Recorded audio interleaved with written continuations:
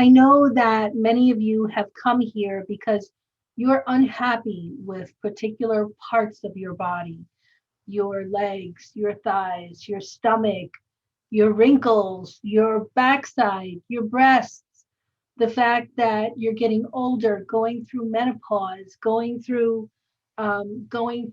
life changes, divorce, whatever it is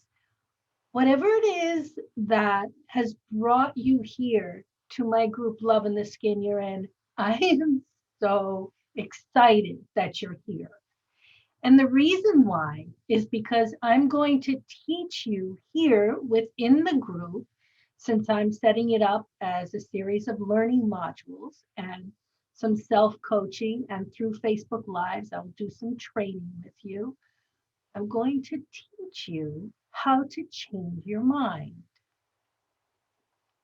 Now, if you think about it, there's really nothing more powerful than to make a decision to change your mind, to go from one decision that you thought you wanted, and then something happened and you got disappointed, discouraged, frustrated, upset, hurt, betrayed by somebody, and all of a sudden you don't feel that way anymore. By being able to change your mind, you have the power to create your life however it is that you want to create it. I know this for a fact because for years before I learned the techniques that I'll be teaching you, I struggled with the consequences of having gone through a history of a lot of sexual abuse and verbal abuse. And that left its imprint on me and left me feeling like I had to be afraid of everything. So as a result, I hid for a very, very long portion of my life. And I'm 58 now. And that's why I'm very excited to share with you what I've learned. Because as you sit with your discomfort around your changing body, around the fact that you're aging and your body is taking on different characteristics, or you're going through an illness, as you sit in that place of discontent with yourself, what's actually happening is you are in the position of being your own enemy. Now, nobody tells you this, but nobody can hurt us as much as we hurt ourselves. And you may think that the thoughts that you think in the privacy of your own mind doesn't really count, that it doesn't really matter what you say and what you think about yourself. But let me tell you, it really, really does. Because if you believe that something is wrong with you, whatever it is, if you believe that you're damaged goods, that and you think that you're not worthy of having the very, very best in life, that means that you're not really going to come to the table. You're not really going to come into life ready to take risks, ready to give the best of yourself, looking for and expecting to be paid the value of your services. If you're a mother, you're not going to expect any kind of reciprocity. You'll just give and give and give until you get to the point where you're completely burnt out, frustrated, and resentful of the fact that nobody seems to appreciate everything you do. I know this because I've been through every one of these phases. And I sat in quiet resentment because I was taught to be a good girl. I sat in quiet resentment, feeling like everybody was taking advantage of me. And so that's why I want to help you to turn around that thinking, to realize that the problem really is not, if you're struggling with gaining 30 pounds. I know I can't remember your name. I'm sorry, but I know that you spent time in the hospital and you gained, I think it was 30 kilos. It's that is weight gain is not the problem. The problem is something beyond the weight gain. The weight gain is a symptom. It's a way of our body needing to create these layers of protection. And the layers of protection, because we've been hurt, because we don't feel like it's safe to be loved. We don't feel like it's safe to like push ourselves out there and say, here I am, world. Or as Lucille Ball said at one time, here I am, you lucky people.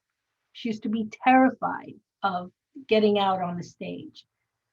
But after hypnosis, that completely changed her. So what I want to teach you is how to change your mind. And I want you to take that into the day. And I want you to think about what would it mean to you if you could just change your mind about stuff. So let's say that you hate your fat thighs, or your breasts aren't as perky as they used to be, or you just don't feel lovable. You don't feel like your mate, your spouse loves you anymore. Well, imagine what it would be like if you could like turn something on in your brain and you felt like the cutest, hottest, most amazing, fabulous version of yourself ever. You can. You can. Because we are so powerful. You are so powerful. When you focus on something and you decide that that's what you want, bam, you go for it. But it's those rocks and boulders and pebbles that trip us up and get in our way. And all of a sudden, we lose our focus and we say, well, wait a minute, well, what was I doing? I can't do this. Well, that's not true.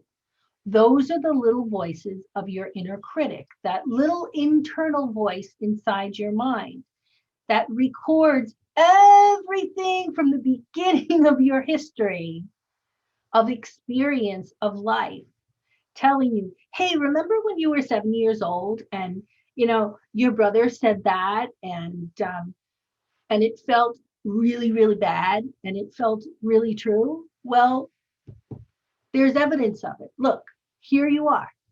You're fat and stupid and ugly. Okay. And when we internalize these experiences, when we believe things that we've been told by other people, that's dimming your light little by little by little.